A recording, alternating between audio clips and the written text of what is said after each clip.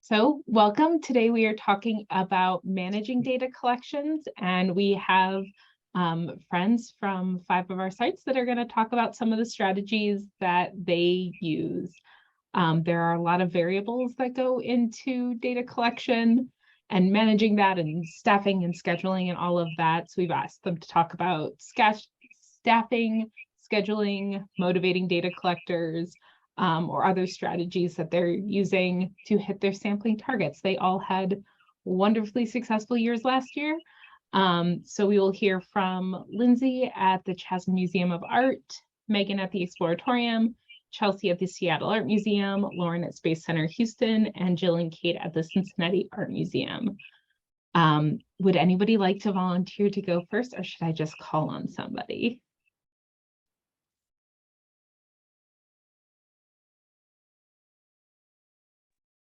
I can go first. Excellent, thank you. Here we go. Hey everyone, I'm Chelsea Lengang. I work at the fabulous Seattle Art Museum, which actually has 3 locations in Seattle. Currently, we are doing COVES surveys at only 1 location. We are hoping that we can expand that soon to all 3 of our sites. So we have our downtown location, which is where we're doing surveys. We have our Asian Art Museum, where we're hoping to expand surveys next. And then we also have our Olympic Sculpture Park, which is a free park that's open every day of the year. And that'll be really interesting trying to figure out how to do surveys over there. But right now, I'm the manager for our visitor experience team. So for our frontline team, and we actually got to the point where I was the only one who was doing data collection, and I was not doing that well. I could not do it. It was a lot. And so I had to ask for help. And eventually, we found a way to build capacity with our own department. And now all of the visitor experience representatives and leads, so that's about 28 staff members, are trained on exit surveys. And so then we take our monthly quota and then we divide that by the trained staff. And so then everyone has their own individual quota. And that has worked so well. It's changed everyone's perception on doing the exit surveys, because at one point, so it was just me doing it. And then it was me and then our frontline leads. And then that's still a lot of surveys for just a few people, and making it where it is spread evenly across the board. It makes everyone feel like it's a group effort and they're all working on it together. And it's amazing, and everyone motivates each other, and they're like, how many surveys do we have left? All right, Jason, you're getting scheduled today. You haven't done your monthly quota. Let's do it. It's amazing. And we also now have a 1-page training sheet that when someone is onboarded in visitor experience, they receive that on their first day on best strategies for COVES. They end up shadowing COVES surveys within the first 2 weeks of being onboarded. And then they're buddied up with someone, and then they start doing surveys. And it's so fun. The staff have such a great time with it. We're seeing some of our introverted staff really run with it and motivate our extroverted staff, like, hey, come on, let's do some surveys. We got to do it. It's important. And then our frontline team really feels like they are facilitating visitor feedback that is going right up to management. And it is so fun to see them feel that sense of ownership and, empowerment. And then just another side thing, at one point at SAM, and I know that we have some of our awesome marketing folks on here, actually, we were buying so many posters, and we had so many posters left over from old shows. We had nothing to do with them. And one of our frontline leads, his name's David, he actually came up with this fabulous idea of, well, why don't we give people posters if they want one after completing a survey? And so then not only are we reduce, reuse, recycle our old paper material, it's also a great way to get people excited about surveying. So yeah, we have seen a really successful year, and we're still heading in that direction. And we're actually about to onboard a bunch of new VX representatives this week. And I'm excited to show them some stuff with COVES. Yeah. Chelsea, that's so awesome. You've been a rock star getting all of this going. Thanks. Getting the staff excited and getting the sort of posters, incentives for the visitors filling out the surveys has been great. And also we're starting to like think about how to share the survey results with the staff that are collecting. That's something new we're doing. You know, pre-COVID, we met with our staff like quarterly, and now it's maybe twice a year. But during our big team meetings, we are sharing some of those COVES results so they can see, you know, the results of their efforts. And I think that ties things back for them and makes them excited. So, yeah. Yeah, and that being said, if anyone has any really good examples of what they're currently doing right now with their COVES reporting and would like to share that, Lauren and I would love to see that, because we're trying really hard to think about what is the most effective way to share this information now that we have it. Thanks. Awesome. Thank you for sharing that. That is a really good picture of how that is working. Who would like to go next?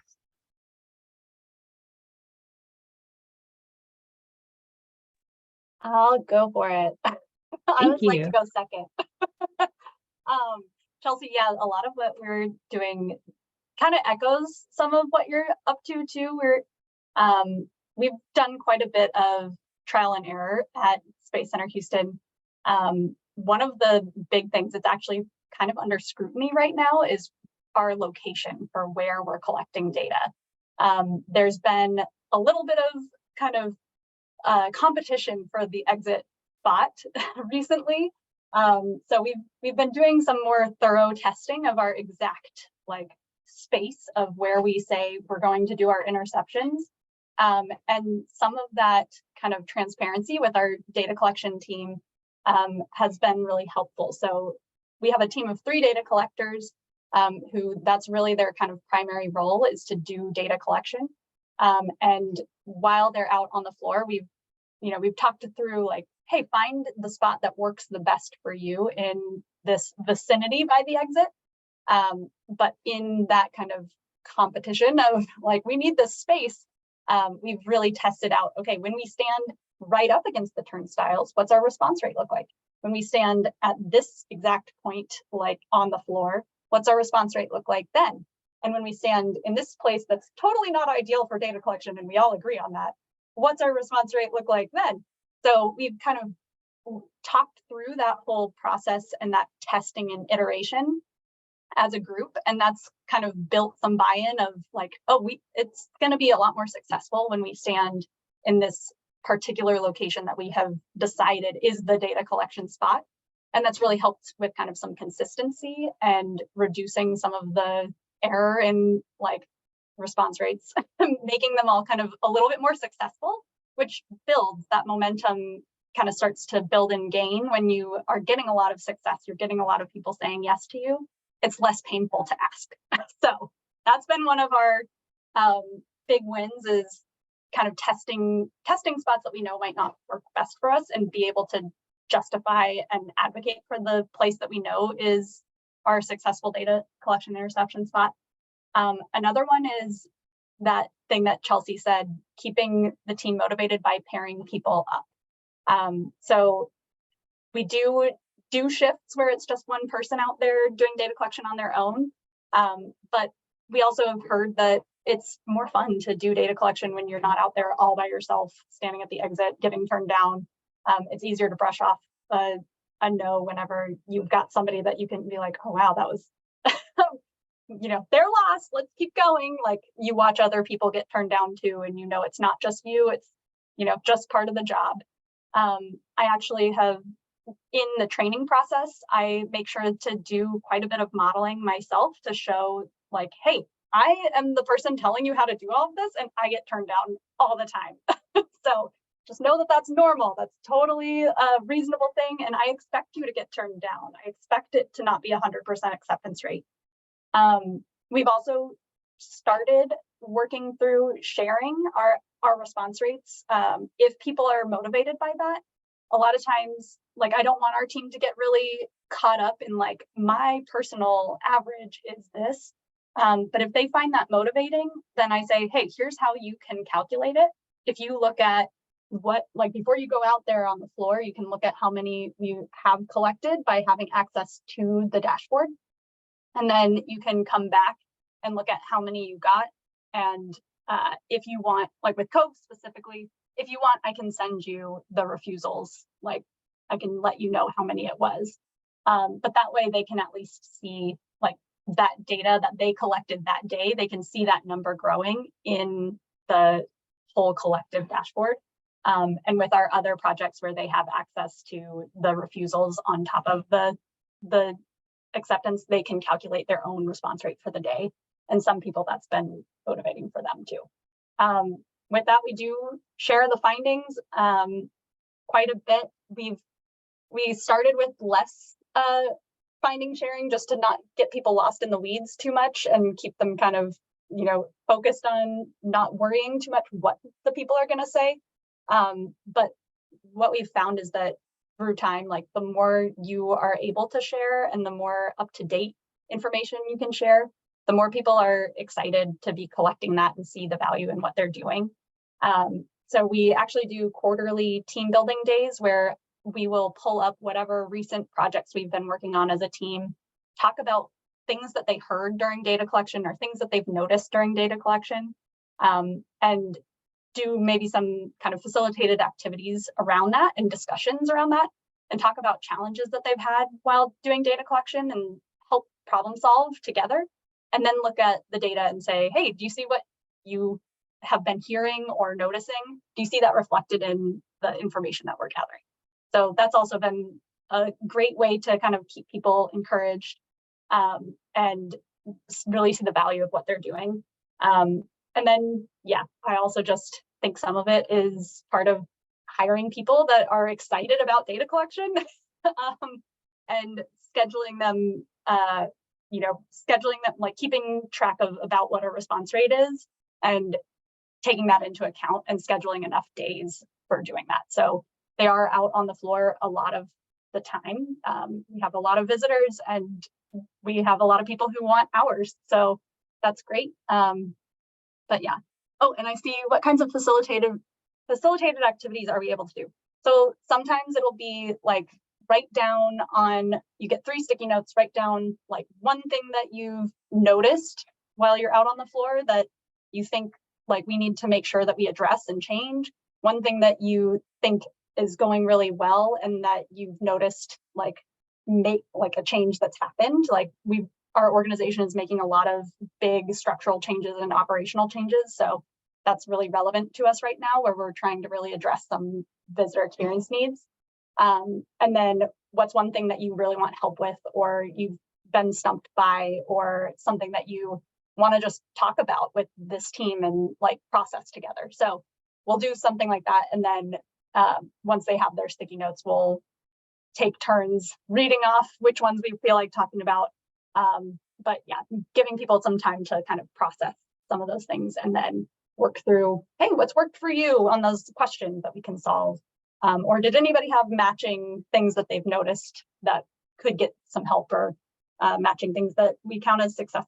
So that's just really simple, like they're not super complicated, but it gets people involved in seeing the use of what they're doing. So, oh, and how frequently do we meet? Those are like for the full audience evaluation team, including our data collectors, we do that once a quarter. And we do like a morning session usually where we talk through results of recent projects, and like we share actual reports and presentations.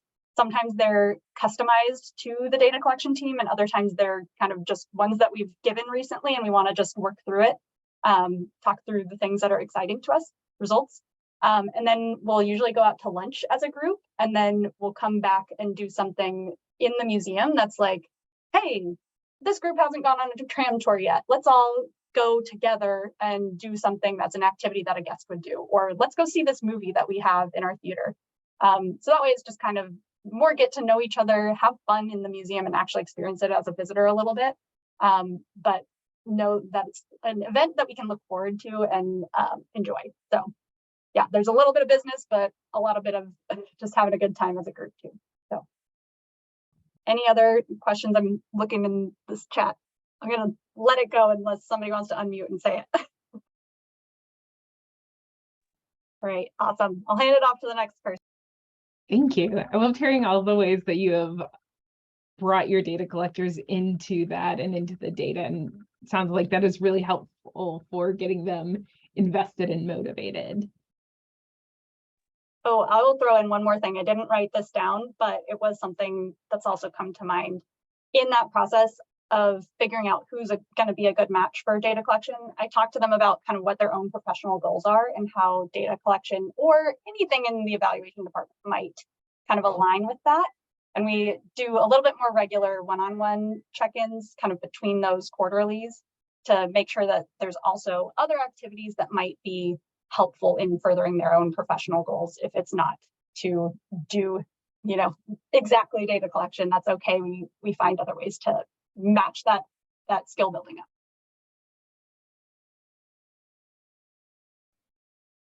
Thank you. Who'd like to share next, or am I calling on someone? I could go next. Thank you. For us at the Exploratorium, when we first started doing COVES, we were scheduling our on-call research and evaluation assistant pool to cover the exit survey shifts, because we have a group of, typically 8 assistants at any time who help us out with doing interviews or observations or surveys. But as we continued in the process, what we found was that it was really difficult to fill those shifts because we never require our assistants to take shifts just because we offer it. They always have the chance to say yes or no. And when you're doing think aloud interviews or observations or data coding, standing at the main entrance doing exit surveys is not as appealing. It's more difficult in a way to do that work because you're not able to engage with guests the same way that you are when you're doing interviews. And so it was a lot of work to schedule people for the shifts. And so what we did is we were able to get institutional support to hire a part-time staff member to specifically be dedicated to doing the COVES exit survey data collection. And so this person works 20 hours a week. It's a set 20 hours. We have them come in on Thursdays, Fridays, and every other weekend day. They work out their weekend schedule with me. We try to make sure that they're around on the days when maybe certain special events are happening. And about 75% of the time that they are working, they're on the floor doing exit survey collection. And the other amount of time they're supporting administrative projects that I really need to get done, but just don't have the time to be able to do it. And it's something where I can maybe create an instruction list and then pass it off to them, and then they do it in their own time. It's usually not deadline driven.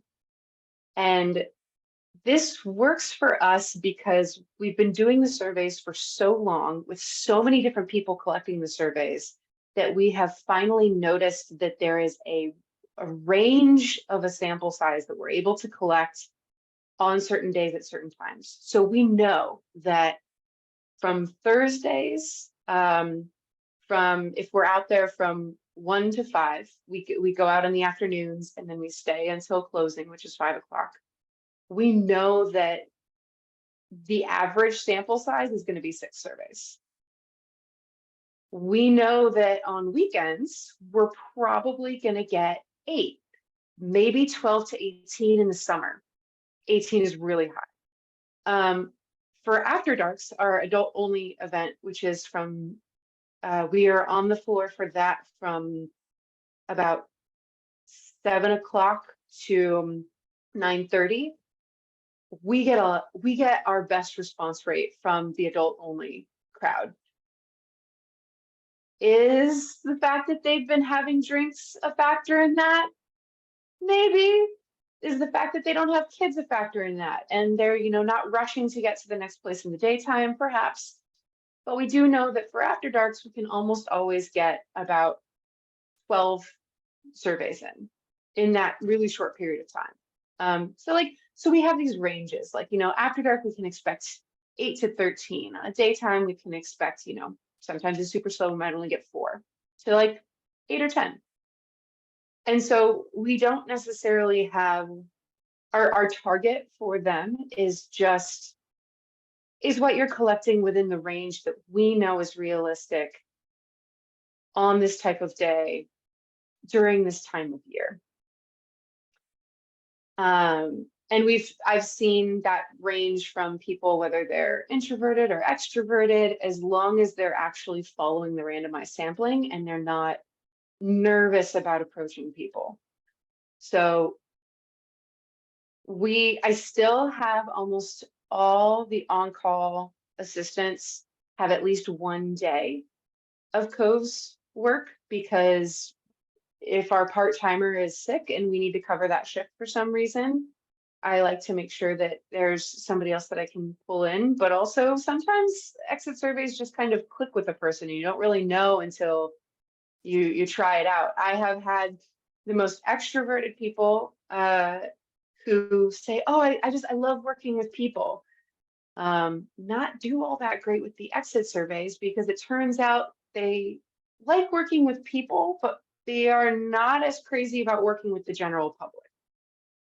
And then I've had people who seem more introverted who do really great with just the flow of like approach, decline, back up, approach, decline, back up, approach, say yes, okay, cool. And they vibe really well with kind of the way that the visitor flow happens in the space. And that is, I think I saw some questions or comments in the chat, so now I'll check that. But There's so so for us, we find that we open at 10, and we know from prior work that people tend to spend at least 2 hours in the museum.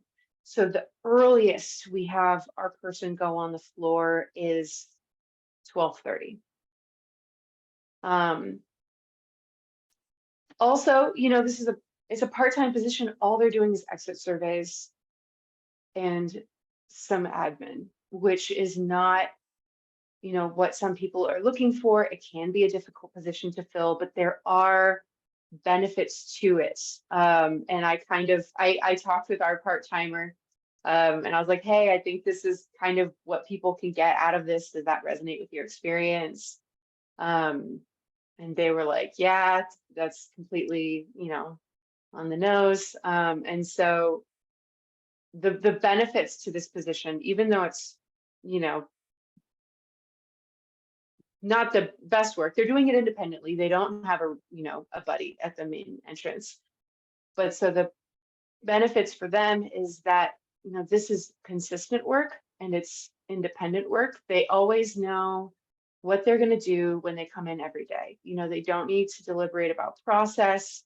They're doing the same thing. And so once they get into the habit of doing the survey collection, they can also free up brain space to be able to focus on some of the more interesting aspects of where they're standing. Like they can observe this high traffic area of the museum and watch it change throughout the day, watch for things that are happening in the space, making observations and seeing like patterns of behavior.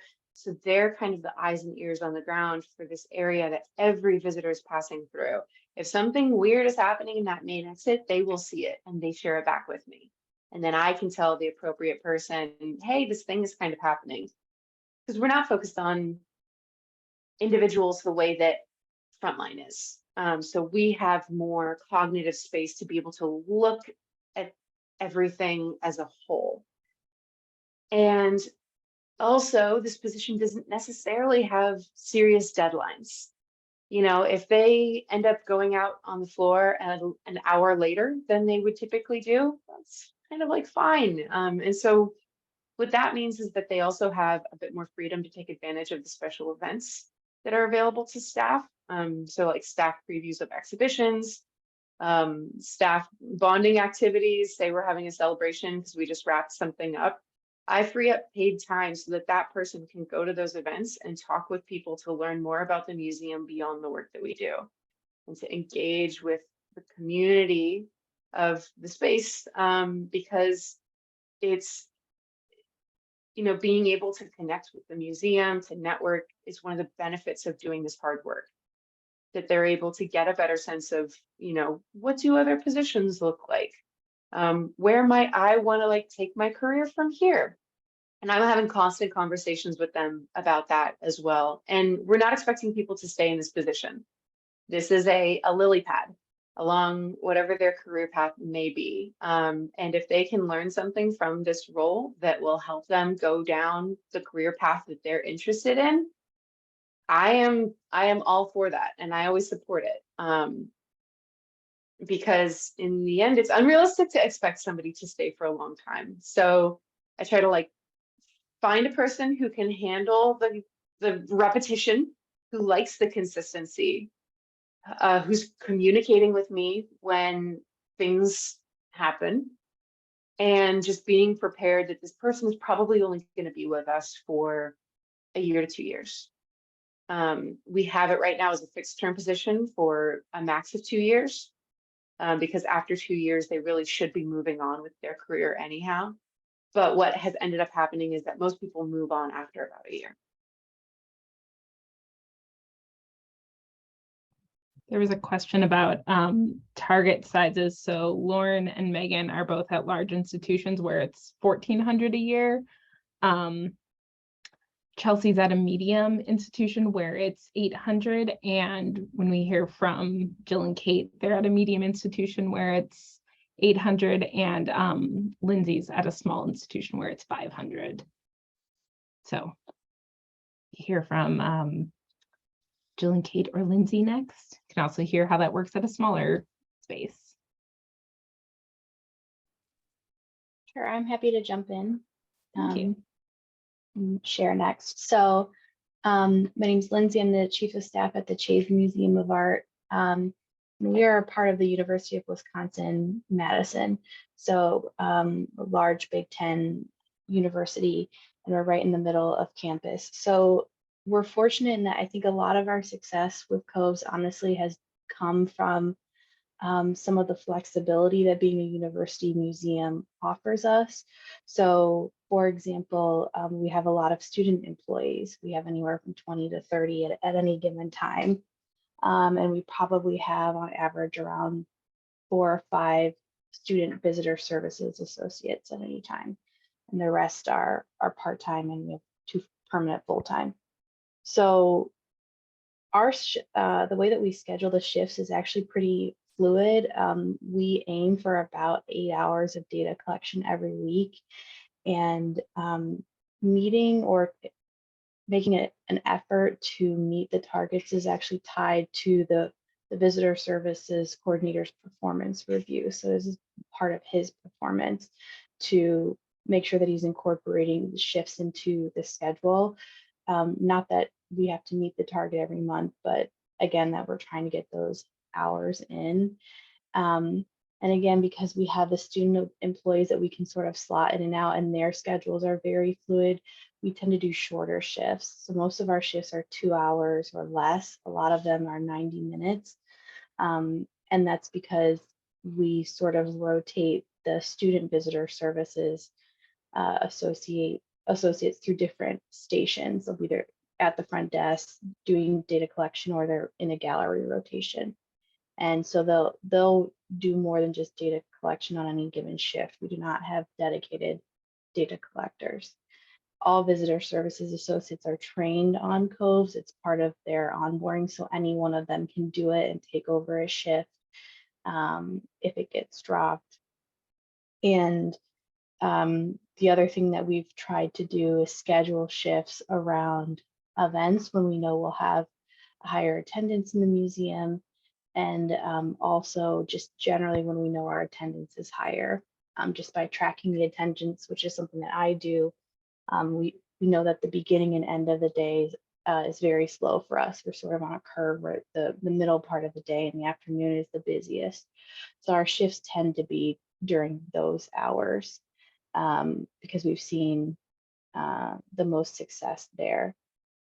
In terms of making not only the data collectors, but our whole staff aware of the results of COVES, I do put out a quarterly dashboard that I can share. I'm going to share my screen quickly just to show you. This is based on, I can't take credit for this entirely. I started this based on a template that Kate Meter shared with me from, she's with Art Bridges, and it is sort of our liaison with COVES. And then I expanded on it, and it's something that I send out every quarter. So I don't know how many pages I have of it now, but I try to share where we're at on the different scores here and indicate where we were at in the previous quarter, trying to make it visually appealing, but also get the bulk of the information from the survey that I think is useful to different parts of staff. And then I have a page dedicated just to exhibition awareness. And then also we have a couple of custom questions about their university affiliation, which is really helpful for us because we're a free museum. We don't have any way of stopping people and asking them for certain information to come in the door. So COVES has actually helped us to get a little bit more insight on who's visiting the museum and why. So that information in the classes that students are visiting with is actually really important to a lot of different departments in the museum. So I like to share that. And then I keep track of our demographic data since the beginning of COVES and how that may change. And I always like to share all the questions from the survey as a reminder so that if staff want to look through and pick out a question, they know that they can reach out to me and I'll give them more specific results on that, since not everything is captured in these infographics. But this is just sort of the system that we have found right now that works, and it lives on our project management software, and people can reference it as time goes on, and just as sort of a helpful benchmark to us. Because I am really the only one who accesses the Qualtrics site dashboard in our museum, just the way that we've structured administering and monitoring COVES. So I found, and I'm happy to share this with people. I think I can share a link where you could copy and make your own template if you want. And I think Julie shared also that she can share their link, which this is based off of. So yeah, I think we just try to stay flexible, but I know that that's not an option for everyone. We're also fortunate in just the way that the museum is set up that we sort of have a bottleneck of the staircase that people will come down when they're leaving the gallery levels. There is a gallery on the first floor, but we decided to just station people at the bottom of the stairs, and that tends to catch people pretty consistently, and knowing that they've visited a big majority of the museum, not just our first floor. So happy to answer any questions, but yeah, thanks for including us. Dropped it in the chat. We have a folder where we have started to gather some of those examples where you are welcome to drop your own examples in or see others' examples of reporting. And as a reminder, we're all at nonprofits. We can get free Canva Pro access. There's a tiny hoop to jump through. I believe Ryan did it. But use that resource and use the fact that we're all nonprofits to benefit from it. Great. And last but certainly not least, our friends at the Cincinnati Art Museum. Share your process with us.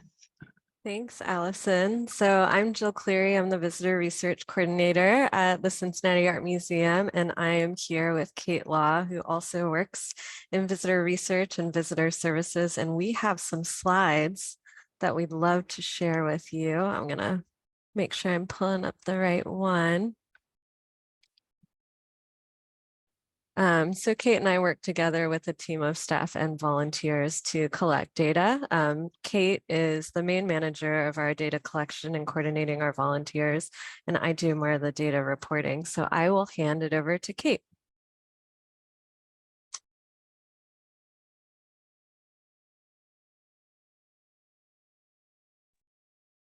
Thanks, Jill.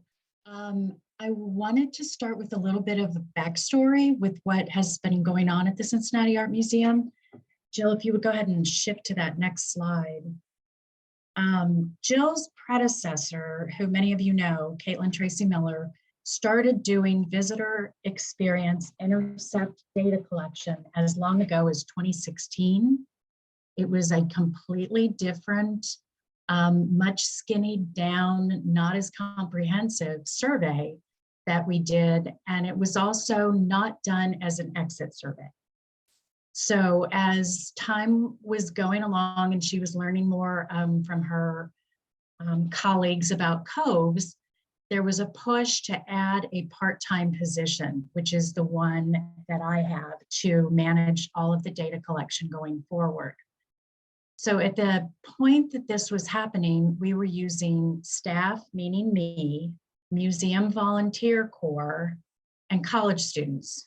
We have a university in Cincinnati that has a scholarship where students have to amass, I guess is the right word, a certain number of community service hours. So they're very happy to come work on this project for us. And it's a real win-win because they bring an energy to it that comes in a unique way each time. And they typically come and work for 2-hour shifts. They've signed up for this. It's something they want to do. We train them quickly and then off they go. So while this was going on back before COVES kicked in, we were not doing exit surveys. So we were all over the museum. Data was shared just like everybody is currently sharing the data that we're all collecting with COVES, with senior team, philanthropy, learning and interpretation, and our curatorial departments. You would hit that next slide, Jill. So right about the time that COVID hit, Caitlin was working with the COVES team as the COVES art contingent was being brought into the fold. So we were doing some prototyping and testing and trying to figure out how do we transition from how we were doing our visitor experience intercepts to the way COVES was looking for us to do it. So I enlisted a couple of the longtime volunteers who were really, really good at the way we used to do it and said, okay, here's the new survey. Here's our new reality with COVID and everything else going on in the world. What do you think we should do? So what you're looking at in this slide is a table, chairs, flowers from my garden on the edges, because I have this huge background in trade show experience, and anything that looks interesting will get people to walk over and ask you what you're doing. We had hand sanitizer, we had art museum pencils, we had postcards, we had all kinds of things that would help us transition and get in the swing of this. So once we decided, this worked really well. This was a lot of fun. We did it in groups, and we don't do it this way anymore, but it really is a lot of fun. If you ever have the right weather, the right kind of conditions to do something like this, I would highly recommend it. All right, Jill, if you would hit the next one. So then the pandemic starts to calm down. People are finally okay coming back in the museum. And we now need to think, how are we going to do it indoors and not freak people out? Because people were still wearing masks, people were still looking for hand sanitizer. And I think it was Julie who was talking about a cart a really long time ago. So we found something, I think I'm quite sure it was on Amazon, and this is something we still use quite a bit. It rolls through the museum. It has the 2 levels. You can see the one with the iPad, the other has all kinds of marketing materials, hand sanitizer. And then we had our design department put together, it's kind of like a sandwich board, that red sign, and that's the QR code. We used that outdoors too, so that if people didn't really want to get that close to us or didn't want to sit down at a table next to a total stranger, they could just hit the QR code. And I was really surprised how many people took us up on that. So what else there? Oh, there's a couple things we do as a thank you, and one of them is the special exhibition tickets. We're a free museum. It costs nothing to walk in. So these tickets can be worth as much as $12. Currently, we have a Picasso exhibit that's an $18 ticket. So as a thank you for giving us some of their feedback and spending some time chatting with us, we offer a special exhibition ticket and encourage them to come back. Okay, Jill, if you'd hit that next slide. The other thing we do is the other setup was much closer to the actual exit of the museum. We always ask, are you finished with your visit? That is the very first thing we do, regardless of where we're standing. This is more in a central area of the museum, but it's a high traffic area. So this setup gives us the opportunity to also work almost like CAM ambassadors, where we're answering all kinds of questions about how to get around the museum, where to go to lunch, where did you get that pin, you know, just all kinds of crazy stuff. And it gives us a really great connection point with people. So that's our, that's kind of the big table setup, and we'll work in teams of 2 or 3, or sometimes just 1. And then in the smaller image, you can see obviously the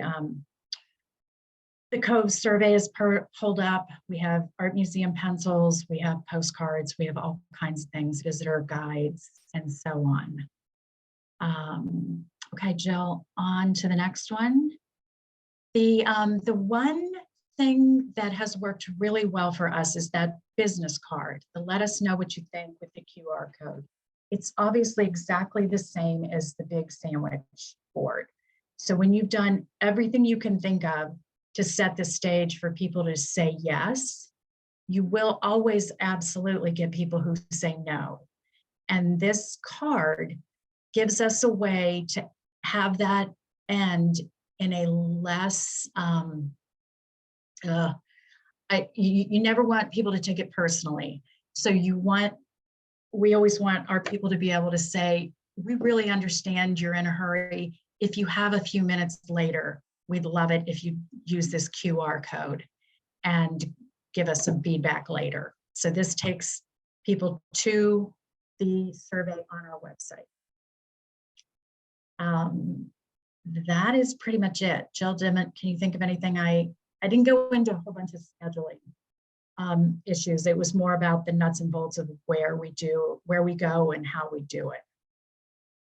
Sure. If anyone does have any scheduling questions, I can undo my thing here. I think I saw somebody may have dropped some questions here.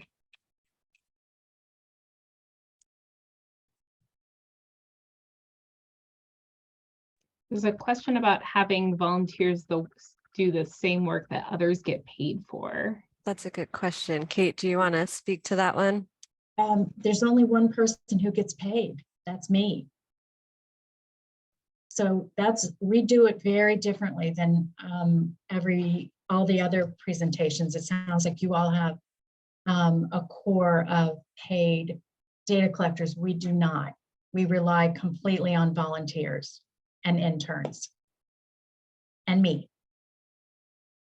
Yeah, we recently just had a visitor research intern that worked a certain amount of hours on COVES. So they worked on COVES, they worked with Kate, They helped train some of the volunteers, and they also worked in just general research. So on the data reporting side, we had her segment some of our data for reports for other museum teams and things like that.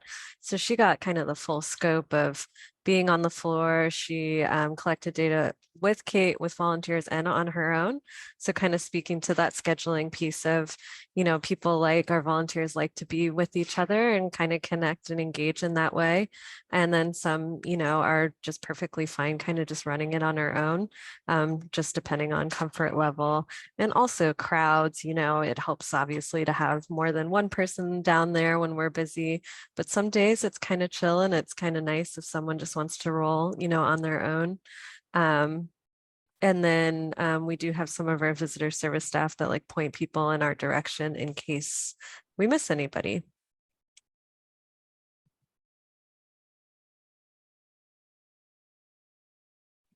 Thank you all for sharing. It's really cool seeing the things that overlap and the things that don't overlap between sites. Are there other questions that people who have that you have for people who shared, or other strategies you found work that you'd like to share with the group? Just anyone? I'm reading the comment actually by Alyssa about volunteers collecting for evaluations. We do offer our volunteers a couple other positions to help us in visitor experience. So they have the opportunity to sign up with Kate with COVES. They also do ticket taking. Kate did an excellent job of showing kind of the shifts between how we were operating before, during, and after COVID. So a lot of our volunteers really lost the opportunity to connect with our visitors one-on-one. They would work sometimes at the desk and especially in the exhibition. So part of that kind of transition back into the galleries, advertising COVES and data collection as a way not only to connect with other volunteers, also other staff members, but it gave them the opportunity to get back in person with our visitors. So as Kate said, when we position ourselves in a high traffic area, maybe if someone says, no, I'm not, exiting right now, but I do have a question about something going on in the museum, we are there to have that really nice interaction. So they might think of us to come back and take the survey on our way out or on their way out. But as far as volunteering goes, I feel like, this is something we'll look towards to advertise for that connection piece, engaging, and also getting a little bit of what some of our volunteers have missed interacting with visitors.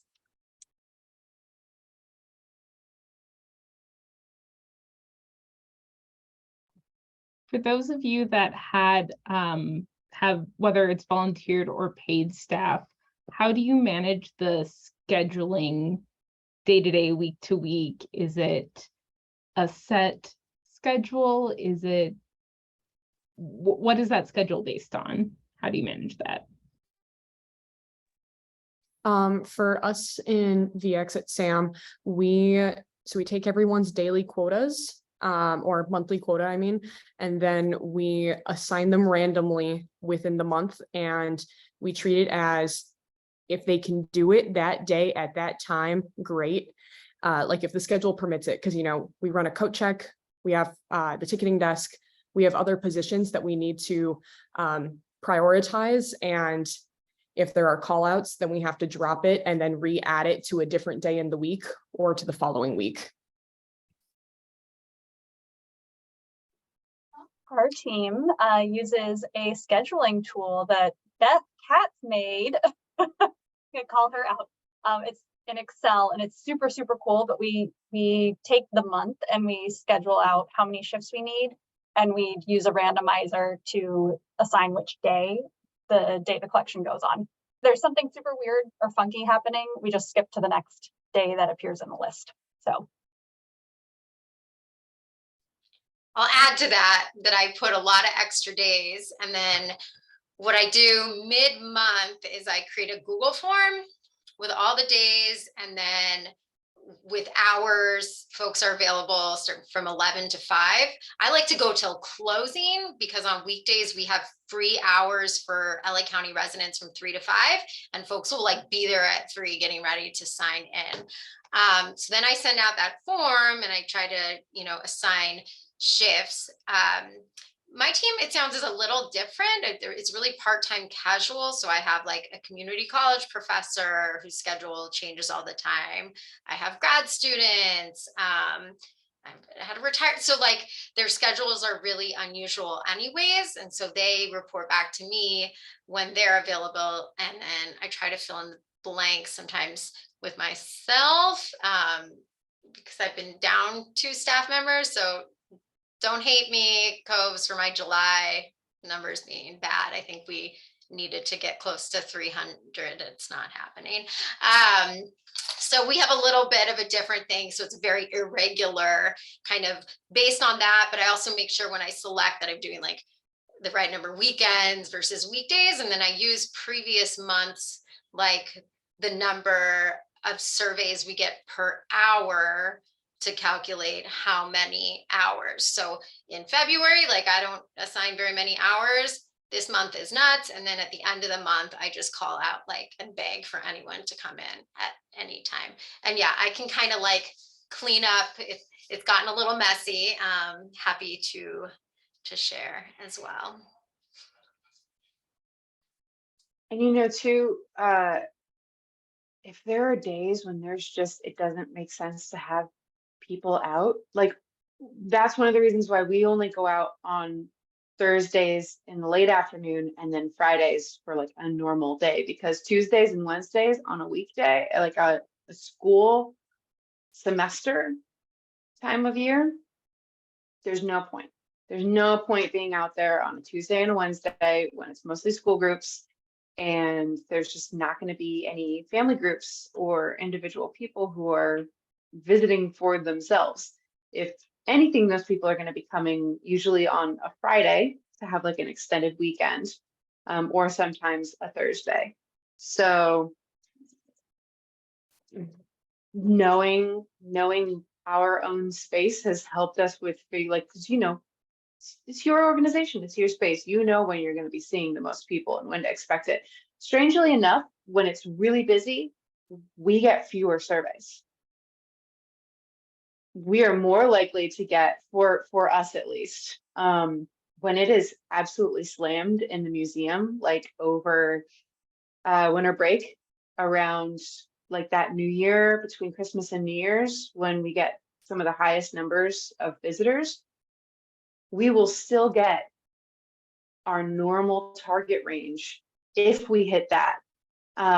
And so sometimes, like when it's really, really busy and it becomes uncomfortable to try to stop people in the main exit, if it's that crowded, we kind of take that into consideration with the scheduling. I've had days when I know it's going to be absolutely slammed, and I'm like, you know what? Let's set you up with some admin work, because it's just not going to make sense to have you on the floor. It's just going to be too many people in too small a space. It's not comfortable. But we kind of have a consistent flow of bodies because of where we're at and how large our space is. Well, we are reaching the end of the hour. Thank you all for sharing. I think there's some questions we didn't quite get to, but maybe we can pick up this conversation in the future, or find a way to share it back. As always, this is recorded and we will be sharing the video out. Thank you all so much. I'll try to make it fun regardless. Have a wonderful day.